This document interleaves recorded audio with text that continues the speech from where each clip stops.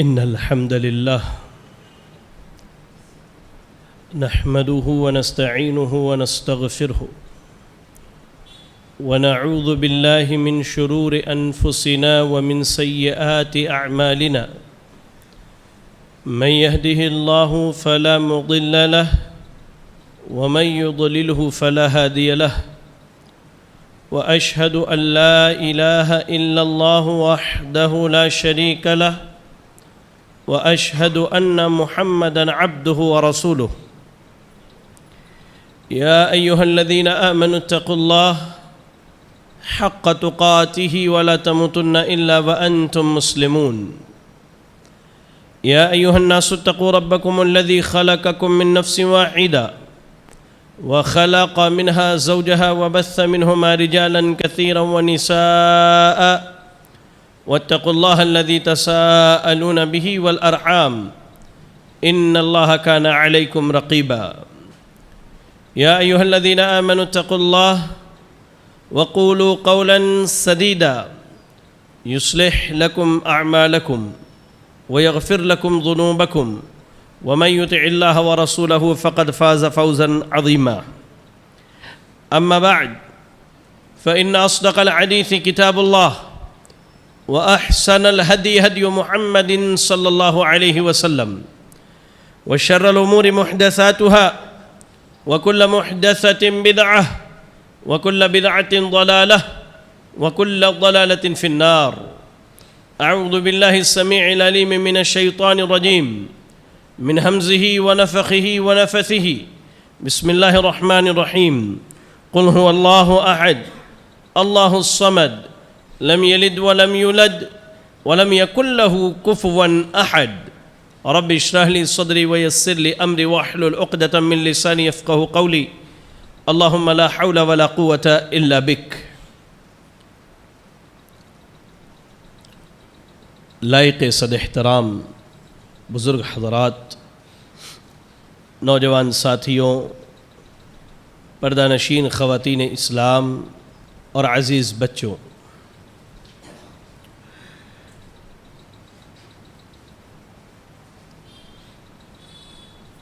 گئے جمعہ جب میں نے یہاں خطبہ دیا تھا تو عقیدے میں بگاڑ کے ایک پہلو،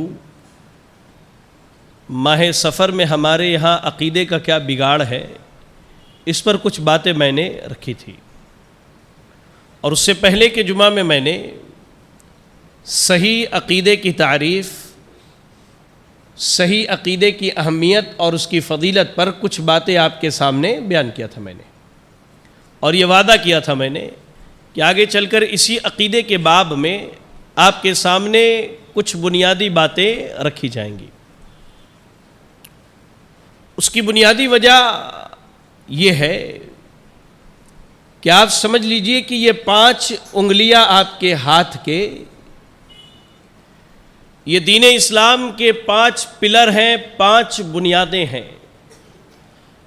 شہادتین کا اقرار، نماز، روزہ، زکوٰۃ اور حج بیت اللہ، ان 5 کی بنیاد شہادتین کے اقرار پر ٹکی ہوئی ہے. یاد رکھیے آپ، اگر شہادتین کے اقرار یعنی اشہد ان لا الہ الا اللہ و اشہد ان محمد رسول اللہ جو دین اسلام کے عقیدے کی بنیاد ہے، اگر اس کے اندر خرابی پیدا ہو گئی تو یاد رکھیے کہ آپ نمازیں جتنی بھی پڑھ لیں، روزیں جتنی بھی رکھ لیں، زکوٰۃ پورے مال کا دے دیں اور ہر سال بیت اللہ کا حج کریں، ان میں سے کوئی بھی عمل اللہ کے ہاں قابل قبول نہیں ہے. اور میں نے اس سے پہلے یہ بات بتلائی کہ اللہ نے تقریباً 18 نبیوں کے ناموں کو ذکر کرنے کے بعد کہا کہ اگر ان نبیوں کے عقیدے میں بھی خرابی واقع ہو گئی اور اگر کسی نبی نے عقیدے کی خرابی کی بنیاد پر شرک کر لیا تو اللہ تعالیٰ اس نبی کی بھی عبادت کو قبول نہیں کرے گا. ہما شما کی کیا بات ہے، ہماری اور آپ کی کیا بات ہے؟ صحیح اسلامی عقیدہ اور اس عقیدے کے تعلق سے دلائل کہاں سے لی جائیں گی، آج ہم اس موضوع پر آپ کے سامنے بات کریں گے۔ اس موضوع کو اختیار کرنے کا اہم سبب یہ بنا کہ آج راہ چلتا ہر آدمی ایک دوسرے کو عقیدے کی تعلیم دیتا نظر آتا ہے۔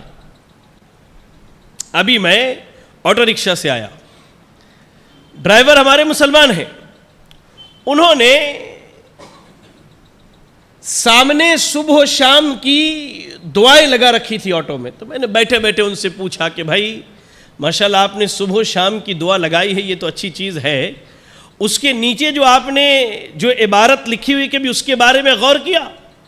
کہا نہیں مجھے نہیں معلوم، صبح و شام کی دعا میں ہے، میں وہ پڑھتا ہوں، کسی نے مجھے دیا، میں نے چپکایا اور میں پڑھتا ہوں۔ معلوم آپ کو اس میں نیچے عبارت کیا لکھی ہوئی تھی؟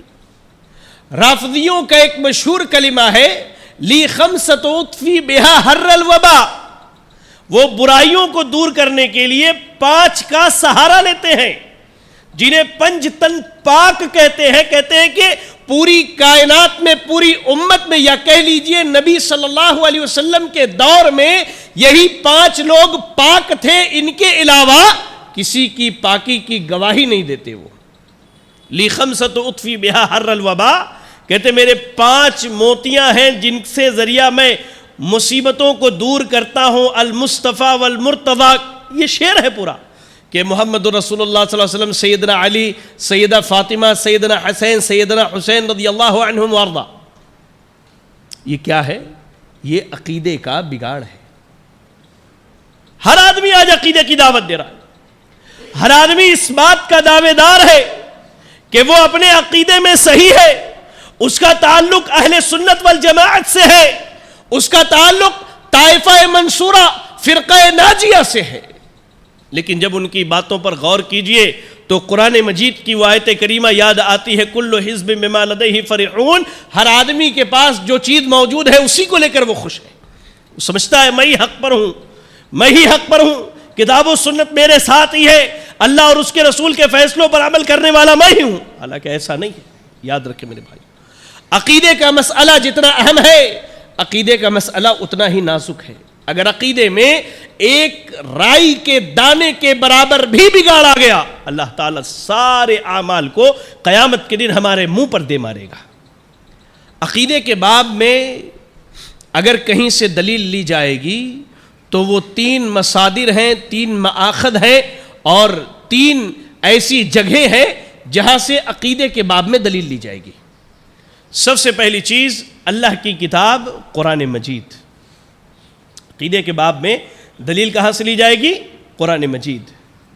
دوسری چیز جہاں سے دلیل لی جائے گی وہ اللہ کے جانب سے نازل کردہ وحی کی دوسری صورت سنت رسول صلی اللہ علیہ وسلم سے، اور تیسری چیز جہاں سے دلیل لی جائے گی وہ ہے اس امت کے اسلاف کے اجماع سے، یعنی صحابہ اپنے دور میں عقیدے کے کسی مسئلے پر متفق ہو گئے ہیں تو اس چیز کو عقیدے کے باب میں بطور دلیل قبول کی جائے گی۔ اس کے علاوہ کائنات کی جتنی بڑی بھی شخصیت ہو، ان تینوں مصادر کے علاوہ کہیں سے عقیدہ پیش کرے، اللہ کی قسم اس کا احترام تو ہم کریں گے، اس کی عزت تو کریں گے، لیکن عقیدے کے باب میں اس کی بات کو قبول نہیں کر سکتے ہم۔ آئیے یہ تینوں مصادر جن کا میں نے تذکرہ کیا، قرآن، سنت اور اجماع سلف، یہ میں نے باتیں کہاں سے کہی ہے ذرا اس پر غور کرتے ہیں، اور ان تینوں سے ہی کیوں دلیل لی جائے، چوتھی کسی چیز کو دلیل کیوں نہ بنائی جائے، یہ آپ کے ذہن میں سوال آ سکتا ہے، یا جہاں تک ہماری آواز جاری ہے سننے والے سن کے ذہن میں سوال لا سکتے کہ بھائی ہم قرآن، سنت اور اجماع سلف سے ہی کیوں دلیل لیں؟ ہم اپنے اولیاء، اپنے بزرگ، اپنے سلف، اپنے صالحین اور پیر و مرشد کی باتوں کو عقیدے کے باب میں دلیل کیوں نہ بنائیں؟ یہ ذہن میں سوال آ سکتا ہے۔ آئیے انہی کچھ سوالات کو پہلے ہم حل کر لیتے ہیں۔ سب سے پہلا مصدر جس میں عقیدے کے باب میں، جس سے عقیدے کے باب میں دلیل لی جائے گی وہ ہے اللہ کی کتاب قرآن مجید۔ قرآن کیا ہے؟ قرآن اللہ کے اس کلام کا نام ہے جو اللہ کا حقیقی کلام ہے۔ اللہ نے بات کیا، اللہ تعالیٰ نے بولا، ٹھیک ہے؟ ہاں، ایک الگ مسئلہ ہے کہ جو صفت اللہ کی ہے، بعض صفات مخلوق کے تعلق سے بھی بیان کی جاتی ہے، خالق اور مخلوق دونوں کے تعلق سے، لیکن دونوں میں فرق کیا ہے اس کی میں ایک مثال دے کے آپ کو سمجھاؤں۔ ہم اور آپ کتنی دور تک دیکھ سکتے ہیں ایک مرتبہ میں؟ 2 کلومیٹر، 3 کلومیٹر، 4 کلومیٹر، 100 کلومیٹر، اس سے زیادہ تو نہیں دیکھ سکتے۔ چلیں، ہم کتنی دور کی آوازیں سن سکتے ہیں؟ 2، 4، 10 کلومیٹر سے اگر کوئی آواز لگائے تو؟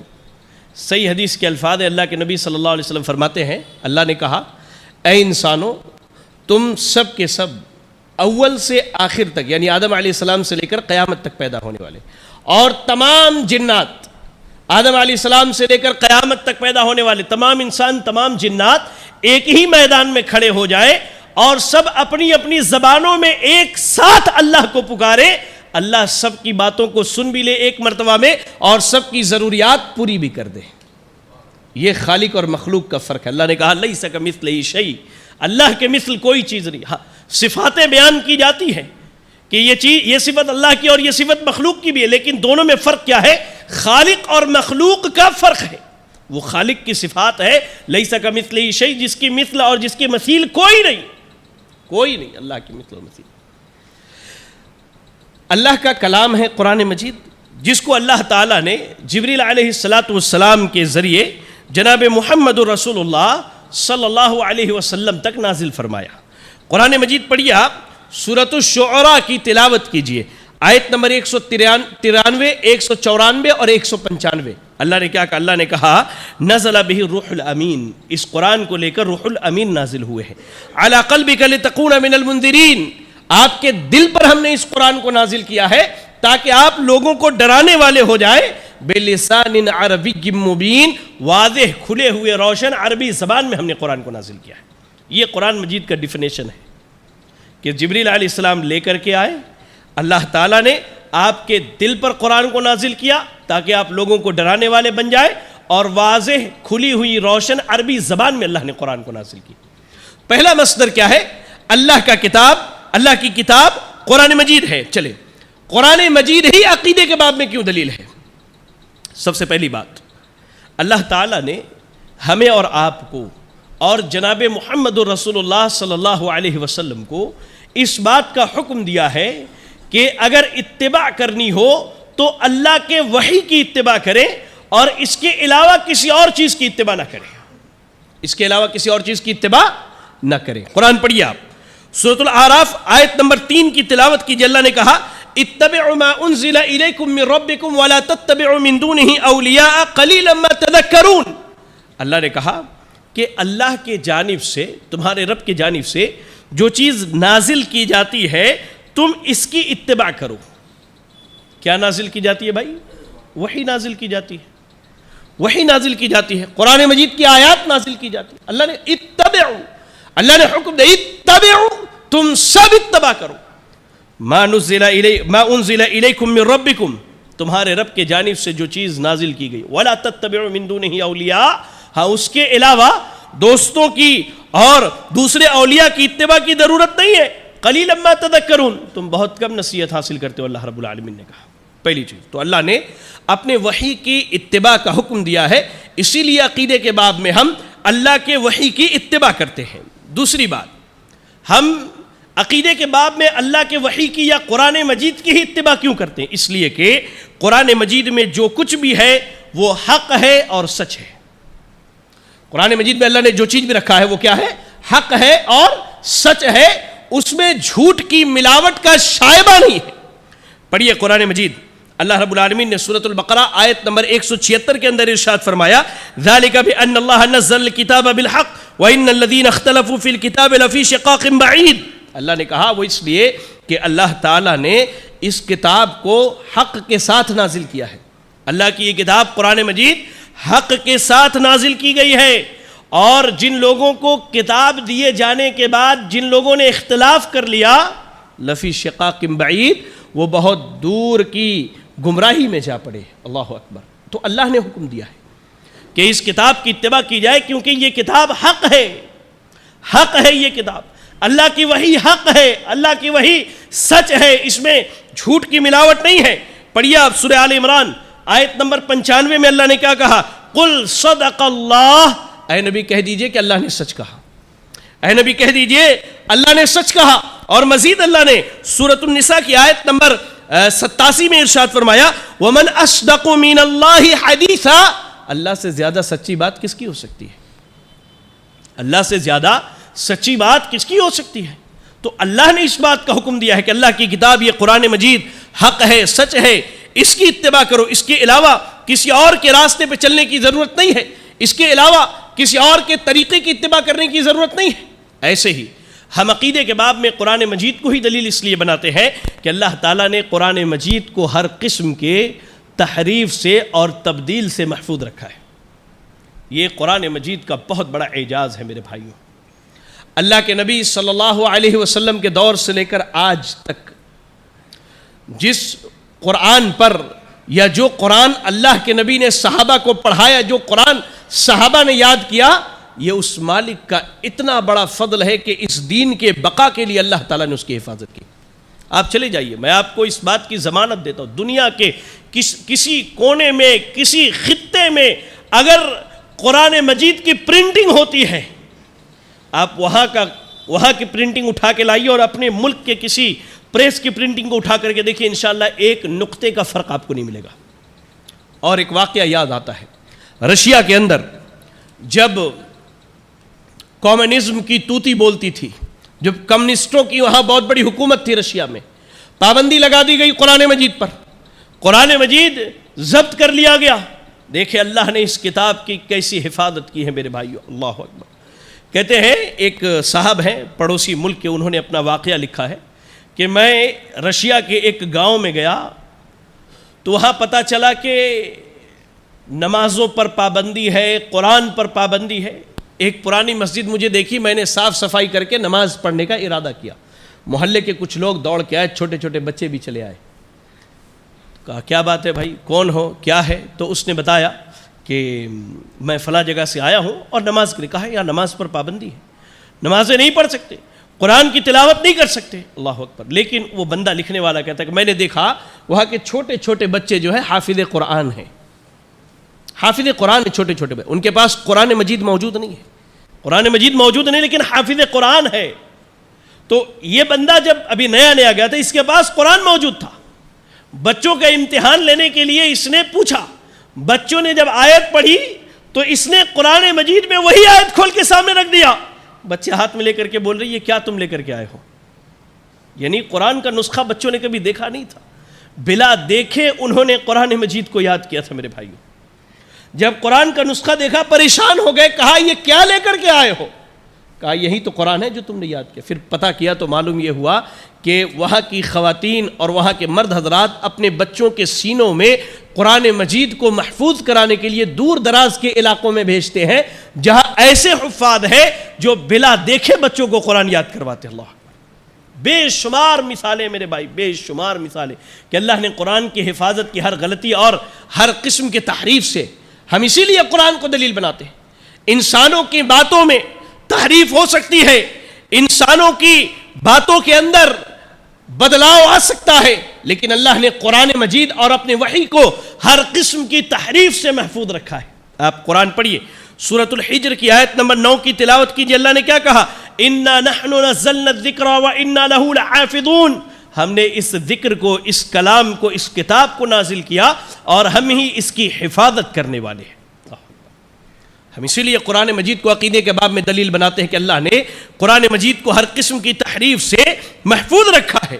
ایسے ہی ہم قرآن کو عقیدے کے باب میں اس لیے دلیل بناتے ہیں کہ اللہ نے اختلاف کے موقع پر قرآن کی طرف رجوع کرنے کا حکم دیا ہے۔ آج معاشرے کے اندر بڑے بڑے پلیٹ فارم قائم کیے جاتے ہیں، بڑے بڑے رہنما ہیں ہمارے، بڑے بڑے اسٹیجوں سے آواز لگاتے ہیں، مسلمانوں متحد ہو جاؤ، مسلمانوں ایک ہو جاؤ، مسلمانوں کو ایک ہو جانا چاہیے۔ ان کی یہ کوشش صدیوں سے چلی آ رہی ہے لیکن مسلمانوں میں اتحاد اور اتفاق نہیں ہو رہا۔ اس کی بنیادی وجہ یہ ہے کہ ہر آدمی یا تو اپنے مسلک کی طرف بلاتا ہے، یا اپنی جماعت کی طرف بلاتا ہے، یا اپنی پارٹی کی طرف لوگوں کو بلاتا ہے۔ آپ لوگوں کو اللہ کی کتاب کی طرف بلائیے، آپ لوگوں کو اللہ کی وحی کی طرف بلائیے, آپ لوگوں کو نبی کی سنت کی طرف بلائیے. کائنات کے رب کی قسم ہے, لوگ اپنے اپنے مسلکوں کی حمیت کو چھوڑ دیں اور ایک اللہ کے دین پر آنے کی کوشش کریں. صبح کو آپ کوشش کیجئے, شام تک امت اسلامیہ کے اندر اتحاد نظر آئے گا. میں آپ کو بتلاؤں, آج اختلاف ہوتا ہے, ربیع الاول کا مہینہ شروع ہونے والا ہے, ہر جگہ چورستے پر, نکڑ پر, مساجد میں کہیں سے عید میلاد النبی کی تائید میں تقریریں کی جاتی ہیں, تو کہیں سے عید میلاد النبی کے نفی میں باتیں بیان کی جاتی ہیں. ہم آپ سے ایک سیدھی سی بات کہتے ہیں, آ جاؤ اللہ کی کتاب پر, لاؤ مسئلے کو نبی کی سنت پر پیش کر کے دیکھو. واقعی اگر اللہ نے کسی ایسے عید کو منانے کا حکم دیا ہے جس کی تم بات کرتے ہو, کائنات کے رب کی قسم ہے, تم صبح کو دلیل دو, ہم شام تمہارے ساتھ چلنے کے لیے تیار ہیں. لیکن نہیں ہوتا, کیونکہ آج شیطان نے لوگوں کے سامنے ان کے مسلکوں کو ایسا بنا سوار کے پیش کیا ہے کہ ہر آدمی یہ سمجھتا ہے کہ اس پر چل کر سیدھا یہ راستہ جنت کو جانے والا ہے. اللہ اکبر. اللہ نے اختلاف کے ایام میں, اختلاف کے دوران قرآن کی طرف رجوع کرنے کا حکم دیا. آپ قرآن مجید پڑھیے, سورۃ النساء کی تلاوت کیجئے, آیت نمبر 59 میں اللہ نے کہا فَإِن تَنَازَعْتُمْ فِي شَيْءٍ فَرُدُّوهُ إِلَى اللَّهِ وَالرَّسُولِ. اگر تمہارے درمیان اختلاف ہو جائے تو مسئلے کو اللہ اور اس کے رسول کی طرف لوٹا دو.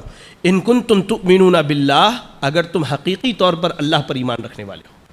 یہ ایمان باللہ کا تقاضا ہے, یہ لا الہ الا اللہ کا تقاضا ہے کہ اختلاف ہو تو مسئلہ اللہ کی کتاب کی طرف لوٹائی جائے. کہا والیوم الآخر, اور آخرت کے دن پر تمہارا سچا ایمان ہے تو اختلافی معاملات اللہ اور اس کے رسول کی طرف لوٹا دو. یہی سب سے بہتر بات ہے اور یہی سب سے بہتر طریقہ ہے. اس کے بعد اللہ نے سورۃ الشورى کی آیت نمبر 10 میں ارشاد فرمایا وَمَا اخْتَلَفْتُمْ فِيهِ مِنْ شَيْءٍ فَحُكْمُهُ إِلَى اللَّهِ. لوگوں, اگر کسی معاملے میں اختلاف ہو جائے تو اس کا حکم کس کی طرف ہے؟ اللہ کی طرف ہے. اختلاف ہو گیا, اختلاف ہونا کوئی بری بات نہیں ہے. نبی کی موجودگی میں صحابہ کے درمیان اختلاف ہوا ہے, اختلاف ہونا یہ کوئی بری بات نہیں ہے. لیکن اختلاف ہونے کے بعد, قرآن و حدیث کے دلائل پیش کیے جانے کے بعد, باپ دادا کے دین پر, مولویوں کے دین پر, ائمہ کے دین پر جمے رہنا, یہ غلط بات ہے. اختلاف ہونا کوئی غلط بات. اللہ نے کہا اختلاف ہوا, مسئلہ نہیں, مسئلے کو قرآن و حدیث پر پیش کرو, لے آؤ اللہ کی کتاب, لاؤ نبی کی سنتیں, اگر اس کے مطابق ہے تو قبول کرو, ورنہ اس سے اپنا دامن جھاڑ کر کے اپنے آپ کو بچا لو. تو یہ تقریباً 4-5 باتیں تھی جو میں نے بتلائی آپ کو کہ ہم قرآن کو عقیدے کے باب میں کیوں دلیل بناتے ہیں. دوسری چیز, دوسرا ماخذ ہے سنت رسول صلی اللہ علیہ وسلم. سنت رسول سے کیا مراد ہے؟ ہر وہ بات, ہر وہ عمل اور ہر وہ تقریر. تقریر سے مراد وہ کام جو نبی کے سامنے کیا جائے اور آپ اس سے منع نہ کریں. ہر وہ بات, ہر وہ عمل اور ہر وہ تقریر جس کی سند صحیح طور پر نبی صلی اللہ علیہ وسلم تک پہنچتی ہو, اس حدیث کو ہم کیا ہے؟ عقیدے کے باب میں دلیل بناتے ہیں. یا کہہ لیجئے سیدھے لفظوں میں کہ صحیح سند سے آنے والی حدیثوں کو ہم عقیدے کے باب میں دلیل بناتے ہیں. اس کی پہلی دلیل کیا ہے؟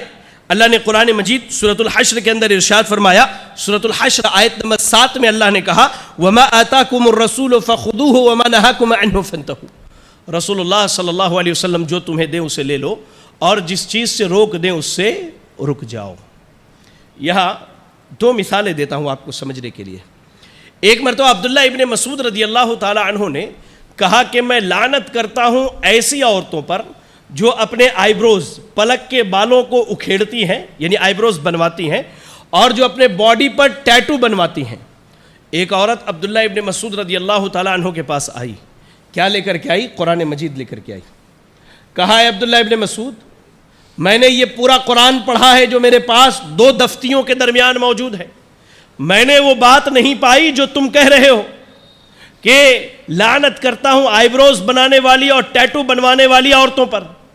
تو عبداللہ ابن مسعود رضی اللہ تعالیٰ عنہ نے اس عورت کو یہی آیت پڑھ کے سنائی. کہا اگر تم یہ آیت پڑھتی تو شاید سمجھ جاتی اللہ نے کیا کہا, وَمَا آتَاكُمُ الرَّسُولُ فَخُذُوهُ وَمَا نَهَاكُمْ عَنْهُ فَانْتَهُوا. رسول جو دے اسے لے لو اور جس سے روک دے اس سے رک جاؤ. تو رسول اللہ نے لعنت کی ہے اس لیے میں اس پر لعنت کرتا ہوں. اللہ اکبر.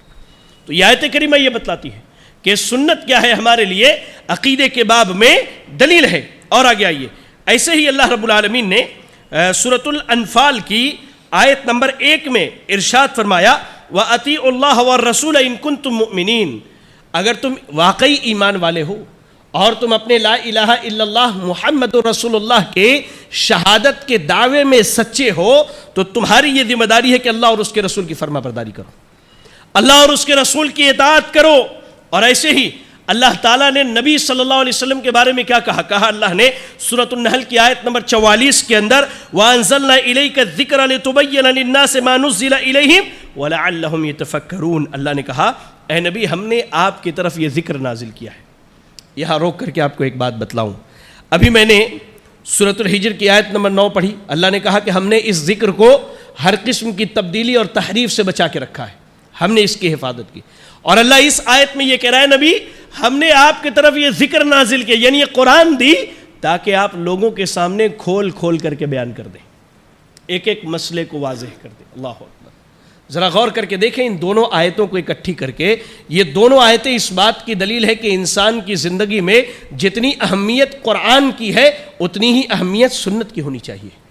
انسان اپنی زندگی میں قرآن پر عمل کرنے میں جتنا کہہ لیجئے کہ مضبوط ہے اتنا ہی اسے سنتوں پر عمل کرنے کے لیے کوشاں رہنے کی ضرورت ہے۔ کہا اللہ نے اے نبی ہم نے آپ کی طرف یہ ذکر نازل کیا، یہ کتاب ہم نے نازل کی ہے، کیوں؟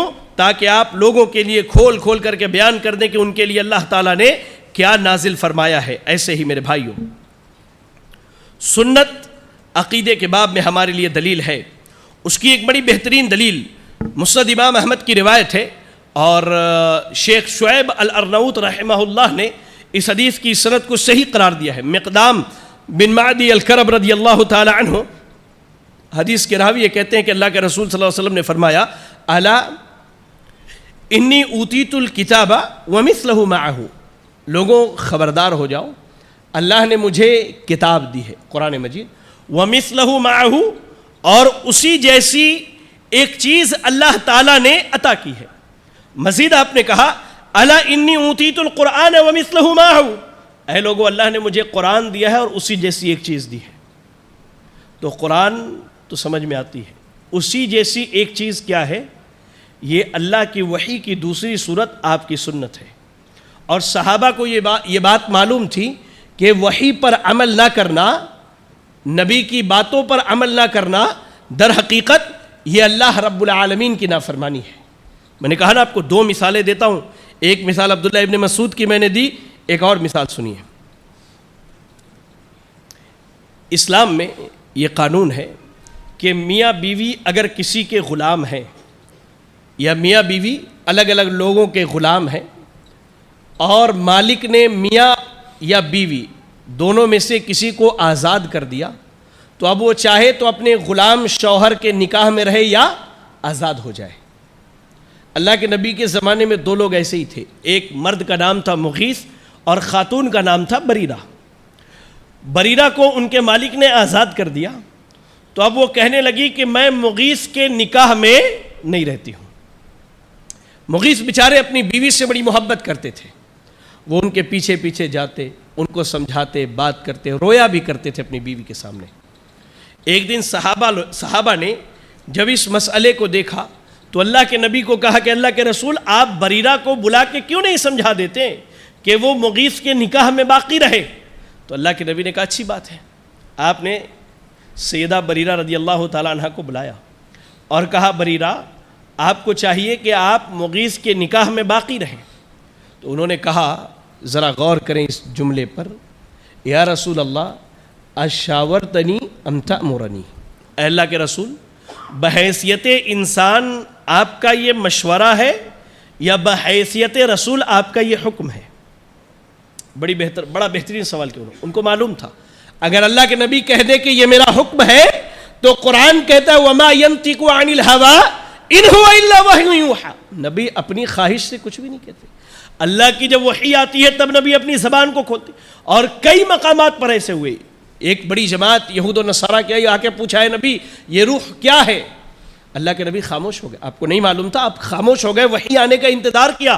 جب اللہ کی وحی آئی تو کہا قل الروح من امر ربی، نبی کہہ دیجئے یہ روح میرے رب کا حکم ہے۔ تو نبی کو، صحابہ کو یہ بات معلوم تھی کہ نبی کا اگر حکم ہے تو اللہ کا یہ حکم ہے در حقیقت۔ تو انہوں نے یہی پوچھا اللہ کے رسول اتأمرنی ام شاورتنی، یہ آپ کا حکم ہے کہ مشورہ ہے؟ کہا اللہ کے نبی نے میرا مشورہ ہے۔ کہتی اللہ کے رسول تب میں آپ کے مشورے کو نہیں مانتی۔ ان کو معلوم تھا کہ نبی مشورہ بحیثیت انسان دے رہے، بحیثیت رسول نہیں دے رہے۔ نبی اگر حکم دیتے تو بحیثیت رسول وہ حکم ہوتا۔ صحابہ اس چیز کو سمجھتے تھے۔ تو الا انی اوتیت القرآن ومثلہ معہ، مجھے اللہ نے قرآن دیا ہے اور قرآن کے ساتھ ساتھ سنت بھی عطا کی اللہ رب العالمین نے۔ ایسے ہی اس کی ایک اور دلیل دیکھیے، امام احمد نے اور امام ترمذی نے اپنی اپنی کتابوں میں نقل کیا اور یہ صحیح سند سے حدیث آئی ہے۔ ارباد ابن ساریہ رضی اللہ تعالیٰ عنہ حدیث کے راوی یہ کہتے ہیں اللہ کے نبی نے کہا فعلیکم بسنتی وسنت الخلفاء الراشدین المہدیین من بعدی تمسکوا بها وعدوا علیہا بالنواجذ۔ اللہ کے نبی نے کہا لوگوں جب اختلاف ہو جائے، جب تمہارے درمیان اختلاف ہو جائے، جب تم دیکھو کہ لوگ مختلف جماعتوں میں، گروہوں میں بٹ گئے ہیں، تمہیں چاہیے کہ تم میرے صحابہ کی اور میری سنت کو لازم پکڑو۔ اللہ اکبر۔ کیا آج اختلاف نہیں ہے؟ کیا آج اختلاف نہیں ہے؟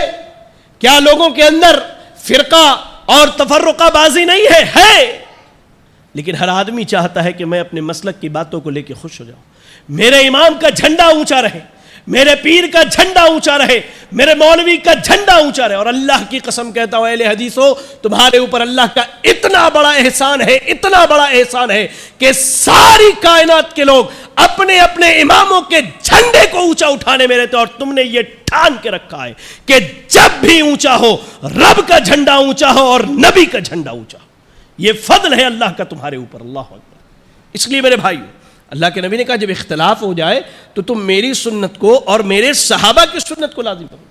عدوا علیہا بالنواجذ، اللہ کے نبی، یہ نواجذ، یہ سائڈ کے جو دانت ہوتے ہیں ان کو نواجذ کہتے ہیں عربی میں، اس سے پکڑ لو۔ جب آپ کسی چیز کو مضبوطی سے کھینچنا ہوتا ہے یہیں سے پکڑتے ہیں آپ، کہا یہاں سے پکڑ لو تاکہ وہ چھوٹے نہیں، مضبوطی سے تھام کر کے رکھنا۔ اللہ اکبر۔ امام شافعی رحمہ اللہ کہتے ہیں، اللہ بڑی بہترین بات ہے، امام شافعی رحمہ اللہ کہہ رہے ہیں کہ میں نے اس چیز کا مشاہدہ کیا اور میں یہ نہیں جانتا کہ صحابہ میں سے کسی کے سامنے اگر اللہ کے نبی کی کوئی سنت بیان کر دی جائے تو صحابہ اس کو چھوڑ دیتے ہو۔ کہتے ہیں میں نے ایسا کسی کو نہیں پایا۔ آج ہمارے سامنے سنت بیان کی جاتی ہے تو ہمارا پہلا سوال ہوتا ہے ہمارے فلاں امام کا مسلک کیا کہتا ہے؟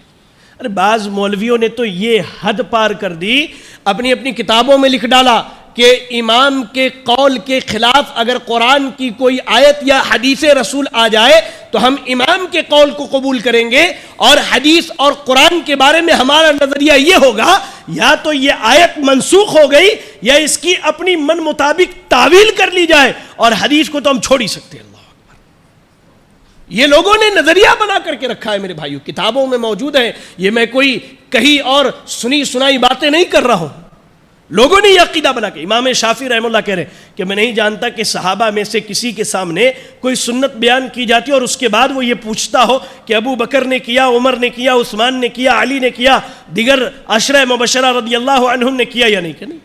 وہ یہ نہیں پوچھتے تھے کہ فلاں نے کیا کہ نہیں، فلاں نے کیا، ان کو پتا چلا یہ نبی کی سنت ہے، اللہ اکبر، اس پر وہ عمل کرتے تھے۔ تو عقیدے کے باب میں دوسری دلیل کیا ہے؟ سنت رسول ہے۔ اور تیسری دلیل جو ہے وہ ہے سلف صالحین کا اجماع، یعنی صحابہ اکرام رضی اللہ عنہم کا اجماع۔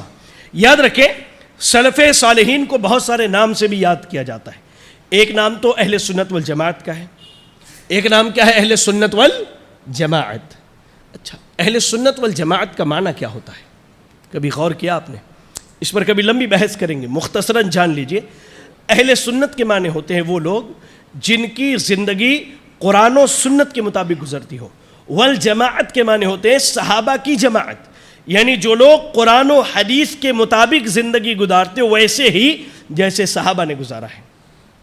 اب آج تو ہماری اکثریت ہم مسلمانوں کی ایسی ہے جو سنا کر کے سنی بنے ہوئے ہیں، بس ان کی بات سن لیا ہم نے، اپنے آپ کو باپ دادا اہل سنت والجماعت گھرانے میں پیدا ہوئے، ہم بھی وہیں پیدا ہوئے، باپ دادا شرک کرتے ہوئے بھی اہل سنت والجماعت میں تھے، ہم بھی وہی شرک وہی بدعت کرتے ہوئے آج بھی اہل سنت والجماعت نہیں میرے بھائی۔ اصل اہل سنت والجماعت در حقیقت سلف صالحین کی جماعت ہے، صحابہ کی جماعت ہے، ائمہ دین کی جماعت ہے، تابعین کی جماعت ہے، تبع تابعین کی جماعت ہے۔ ایسے ہی اسلاف کو ایک اور نام سے یاد کیا جاتا ہے، فرقہ ناجیہ بھی کہتے ہیں، طائفہ منصورہ بھی کہتے ہیں، یا الفرقۃ المنصورہ بھی ان کو کہا جاتا ہے۔ چلیں، صحابہ کا اجماع عقیدے کے باب میں ہمارے لیے دلیل ہے۔ اس کی دلیل کیا ہے؟ قرآن مجید کی تلاوت کیجئے، سورۃ النساء کی آیت نمبر 115 پڑھیے آپ۔ اللہ نے کیا کہا؟ وَمَن يُشَاقِقِ الرَّسُولَ مِن بَعْدِ مَا تَبَيَّنَ لَهُ الْهُدَى وَيَتَّبِعْ غَيْرَ سَبِيلِ الْمُؤْمِنِينَ نُوَلِّهِ مَا تَوَلَّى وَنُصْلِهِ جَهَنَّمَ وَسَاءَتْ مَصِيرًا۔ اللہ نے کہا کہ ہدایت کے آ جانے کے بعد، نبی کے آ جانے کے بعد، قرآن و حدیث کے آ جانے کے بعد اگر کوئی رسول کی مخالفت کرے، وَيَتَّبِعْ غَيْرَ سَبِيلِ الْمُؤْمِنِينَ، مومنوں کے راستے کو چھوڑ کر کسی اور راستے پر چلے۔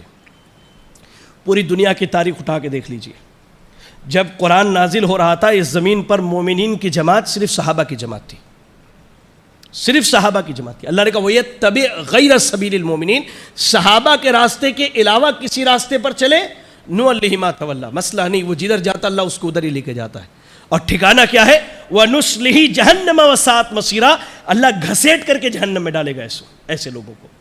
تو یہ دلیل ہے کہ صحابہ کے اجماع عقیدے کے باب میں ہمارے لیے دلیل ہے۔ ایسے ہی ارباد ابن ساریہ رضی اللہ تعالیٰ عنہ کی جو حدیث میں نے سنائی، جس میں اللہ کے نبی نے کہا کہ میری اور میرے خلفائے راشدین کی سنت کو لازم پکڑو، وہ بھی دلیل ہے۔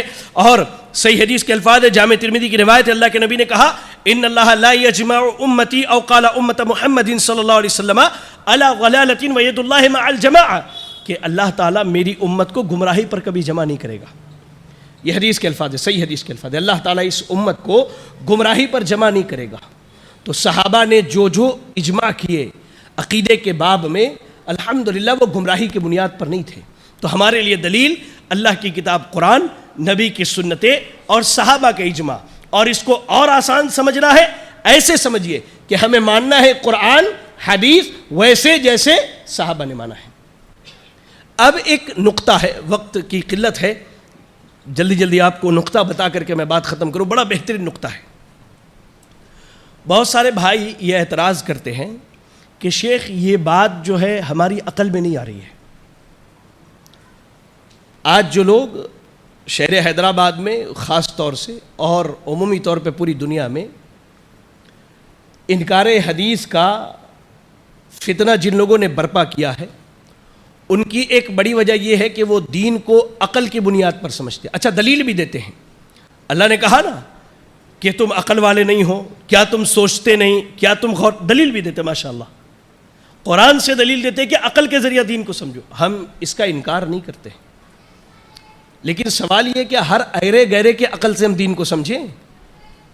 جی، ہر ایرے گہرے کے عقل سے ہم دین کو سمجھیں؟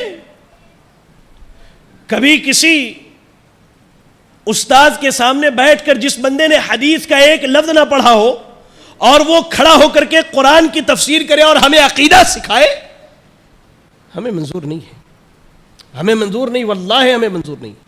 یاد رکھیں ایک چیز، بڑا بہترین نقطہ میں آپ کو بتلا دوں کہ جب عقل میں اور نقل میں، عقل بولے تو قرآن، عقل بولے تو انسانی عقل، اور نقل بولے تو قرآن اور سنت صحابہ کے فہم کے مطابق، جب عقل میں اور نقل میں اختلاف ہو جائے، کوئی چیز دلیل سے آ رہی ہے لیکن عقل اس کو قبول نہیں کرتی، جیسے مثال کے طور پہ سر سید احمد خان کی مثال لیجئے، بہت تعلیمی میدان میں انہوں نے بہت کام کیا ہے، لیکن عقل کی بنیاد پر انہوں نے حدیثوں کا انکار کیا، عقل کی بنیاد، عذاب قبر کا انکار کر دیا، فرشتوں کا انکار کر دیا، یاجوج ماجوج کا انکار کر دیا، بڑے بڑے لوگوں نے عقل کی بنیاد پر۔ سوال یہ ہے کہ جب قرآن و حدیث اور عقل میں اختلاف ہو جائے تو ہم کس کو مانیں؟ مختصراً یہ جان لیجئے کہ جب قرآن و حدیث اور عقل میں اختلاف ہو جائے تو بات قرآن و حدیث کی مانی جائے گی، اس لیے کہ قرآن و حدیث، ابھی میں نے جو دلائل دیے اسی کی روشنی میں بول رہا ہوں آپ کو، کہ قرآن و حدیث ثابت ہے، اس میں تبدیلی نہیں ہوتی ہے، لیکن عقل کیا ہے؟ متغیر ہے، عقل بدلتا رہتا ہے۔ آپ نے وائٹ کلر کا کپڑا دیکھا، آپ کو پسند آیا، اس کے بعد آپ اگر بلیک کلر کا دیکھتے ہیں تو آپ کی طبیعت خوش ہو جاتی ہے، ارے یار یہ تو اس سے بھی اچھا ہے۔ اچھا، اس پر آپ نے کوئی اور کلر جو آپ کا پسندیدہ ہے وہ دیکھ لیا، پھر آپ کی عقل بدلتی ہے، آپ کیا کہتے ہیں؟ نہیں، یہ اس سے بھی اچھا ہے۔ یہ انسانی عقل ہے۔ اس کے بعد پہلی چیز کیا ہے کہ قرآن و حدیث ثابت ہے، اس میں تبدیلی نہیں ہوتی ہے، یہ اللہ کے جانب سے اللہ کی وحی ہے، یہ ہر قسم کی تبدیلی اور تحریف سے محفوظ ہے، لیکن عقل کیا ہے؟ یہ تبدیلی اور تحریف سے محفوظ نہیں ہے۔ اور دوسری بات، قرآن و حدیث معصوم ہے، غلطی سے پاک ہے، انسان کا عقل غلطی سے پاک نہیں ہے، چاہے وہ انسان کوئی بھی ہو۔ جناب محمد رسول اللہ صلی اللہ علیہ وسلم کے علاوہ، کیونکہ اللہ نے آپ کی حفاظت کی غلطیوں سے، اللہ نے آپ کو بچا کر کے رکھا، حتیٰ کہ نبی پر جب جادو ہوا اس وقت بھی اس جادو کا اثر دین کے پہنچانے میں اور وحی کے نزول میں اثر انداز نہیں تھا، اللہ نے اتنی حفاظت کی ہے۔ تو قرآن و حدیث کیا ہے؟ یہ معصوم ہے، اور عقل جو ہے یہ معصوم نہیں ہے۔ اور امام ابن تیمیہ رحمہ اللہ کے ایک آخری قول سنا کے اپنی بات ختم کرو۔ امام ابن تیمیہ رحمہ اللہ نے بڑی جامع بات کی، آپ کہتے ہیں کہ اللہ نے جس کو بھی صحیح اور سمجھدار عقل دیا ہے اس کا عقل قرآن و حدیث کے کبھی خلاف نہیں ہوتا ہے۔ اور اس کی ایک مثال دیتا ہوں، 1450 سال شریعت نازل ہو کے گزر گئے، اور آج تک آپ کو پوری امت کو اگر 100% میں شمار کرے تو 5% بھی ایسے نہیں ملیں گے جنہوں نے اختلاف کیا ہو عقل کی بنیاد پر۔ 95% ایسے ہیں جن کی صحیح عقلوں نے شریعت کو قبول کیا۔ امام ابن تیمیہ رحمہ اللہ کہہ رہے کہ اگر عقل صحیح ہے، سالم ہے، ہر قسم کے فطور سے پاک ہے، تو قرآن و حدیث کی کوئی دلیل اس عقل کے خلاف نہیں جائے گی۔ لیکن اگر عقل میں فساد ہے اور شیطان اس عقل سے کھیلنے والا ہے تو یاد رکھے قرآن و حدیث کی چھوٹی سی چھوٹی بات بھی اس کی موٹی عقل میں آنے والی نہیں ہے۔ اس لیے میرے بھائیوں، ہمارے لیے دلیل قرآن ہے، سنت ہے، سلف کا اجماع ہے، اور وہ عقلی باتیں ہیں جو دلائل کے خلاف نہ ہو۔ اللہ سے دعا کریں کہ اللہ رب العالمین ہمیں عقیدے کے اس مسئلے کو سمجھ کر اس کے مطابق عمل کرنے کی توفیق عطا فرمائے۔ اللہ تعالی ہمیں اور آپ کو کتاب و سنت کا علم حاصل کرنے والا بنا دے۔ اللہ تعالی ہم سب کو قرآن و حدیث پر عمل کرنے والا بنا دے۔ الہ العالمین ہم میں جو پریشان حال ہیں اللہ تو ان کی پریشانیوں کو دور فرما دے۔ اللہ ہم میں جو بیمار ہیں تو انہیں شفا کامل عاجلہ عطا فرما دے۔ اللہ ہم میں جو مقروض ہیں تو انہیں قرض کی ادائیگی کی توفیق عطا فرما دے۔ الہ العالمین ہمارے جو نوجوان دین سے دور ہیں اللہ تو انہیں دین کے قریب فرما دے۔ اللہ جو لوگ ہمارے مساجد سے دور ہیں اللہ تو انہیں مساجد کے قریب فرما دے۔ اللہ جو بے نمازی ہیں اللہ تو انہیں نماز پڑھنے کی توفیق عطا فرما دے۔ اللہ تو انہیں نماز پنجگانہ کی پابندی کی توفیق عطا فرما دے۔ الہ العالمین ہماری جو بہنیں اپنے گھروں میں اپنے رشتوں کے لیے بیٹھی ہیں اللہ تو ان کے لیے بہترین دیندار رشتوں کا انتخاب فرما دے۔ اللہ ہمارے امت کے اندر جو بھائی بھی جادو یا اس جیسے مرض میں مبتلا ہیں اللہ تو انہیں شفا کامل عاجلہ عطا فرما دے۔ اللہ تو ان کی غیب سے مدد فرما دے۔ اللہ تو ان کے مصائب کو آسانیوں میں بدل دے۔ اللہ تو ان کی بیماریوں کو شفا میں بدل دے۔ اللہ تو جب تک دنیا میں زندہ رکھ دین اسلام پر زندہ رکھ، اور خاتمہ ہو تو ایمان و اسلام کی حالت میں ہو۔ آمین و آخر دعوانا ان الحمد للہ رب العالمین۔